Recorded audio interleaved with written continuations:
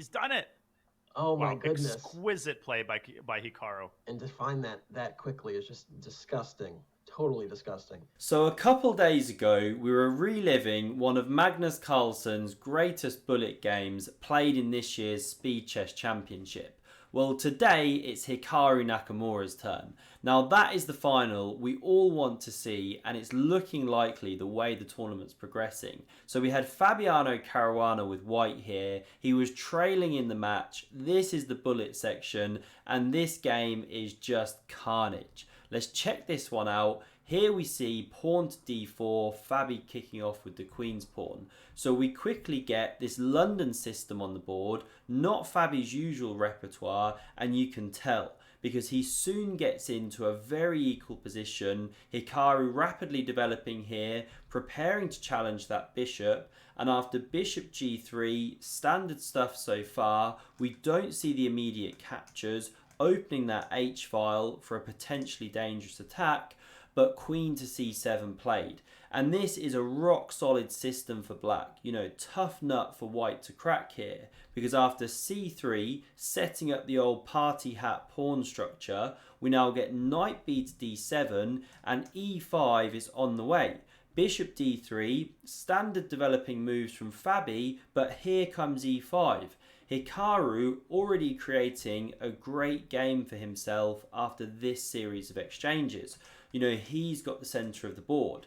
Now, he opened the position before castling the king. So there's an interesting variation for white here where you check from b5, and actually the best move is sidestepping with the king. Because if you go bishop d7, most natural move, well, white can take, you can't recapture with the queen, or you drop your bishop. So knight takes, and then there's f4. Bishop retreats, queen f3, and actually white starts getting some uncomfortable pressure on the centre. You know, knight f6, bishop h4, queen c6 to cover pawn, you shatter the structure. Just to give you a flavour. So if bishop b5, king f8 best, and then you can swap. And now knight f3, drive back the queen, castle, and black's got some development issues. h5 best, but okay, you know, can be a bit uncomfortable. So that was the way to go, but knight f3 from Fabi, a bit soft. Now we see the exchange. Pawn recaptures. Fabi hoping for some kind of kingside attack here, but look at this. Bishop to d7 played. Naka is going in the other direction with the king. You know, he's really planning to attack Fabi here. And this next move from Fabi is weird. You know, if you want to activate your queen, queen c2 looks a lot more natural, keeping an eye on these squares, but we see queen d2 played. Now we get bishop c6, a4, good move, so that after castle's queenside, you can carry on attacking. But again, what is Fabi playing at here? You know, awesome, phenomenal player, don't get me wrong, but he is not geared up for bullet chess. I mean, what would you play here with the white pieces? Your opponent's just castled queenside. You've just flung a4 in. What's your plan? Well, obviously you go b4, right? Or a5, you know, chuck those pawns. Fabi goes bishop to b5. Just not the best move at all, because now he allows knight e4 and he just isn't steamrolling with the pawns. So the queen goes to c2, the square it should have gone to start with. King b8 from Nakamura, good prophylactic chess, and now knight d2. Again, not the most energetic play here. And Nakamura could reinforce that knight with f5. You know, different good moves here. He actually drops it back, trying to make this one look silly. I heard a thing the other day, by the way. If you've got a knight stood in front of a pawn and there's two squares in between, then that knight will always have a bleak future, with the idea being that you've never got the forward L-shaped hops. So it's kind of a cool principle to remember. So here Hikaru retreated to make that knight look a bit passive, although after captures, which was played, queen recaptures, there is actually a shot here which Fabi missed. He could have taken this pawn on h7. I mean, not an easy tactic to spot in the heat of battle. The knight's just retreated, which made it possible. But this was the best way to go. White's actually a bit better.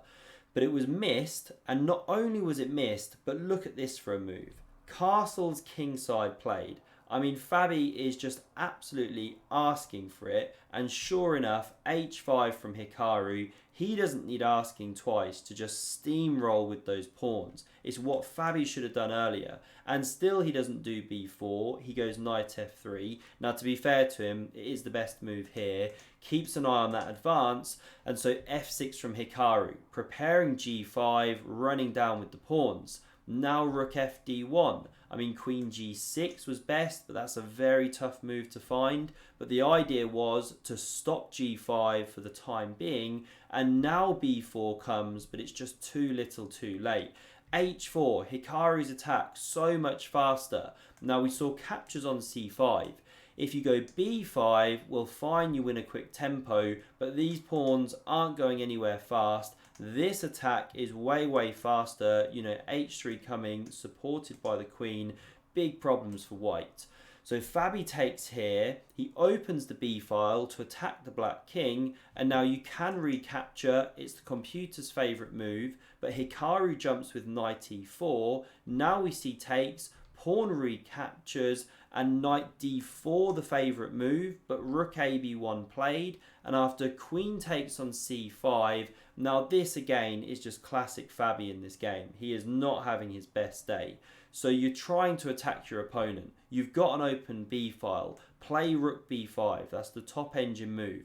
Pick up a tempo, try and get something going. Fabi goes rook d to c1. Babysitting this measly pawn, you know, making his rook passive, and of course Hikaru doesn't need asking twice to just shove his pawn right down Fabi's throat. g3, h2 check, king g2, things are getting so dangerous, and now can you see the move that Hikaru blitzes out, and it gets an awesome commentary reaction, which I'll show in just a moment.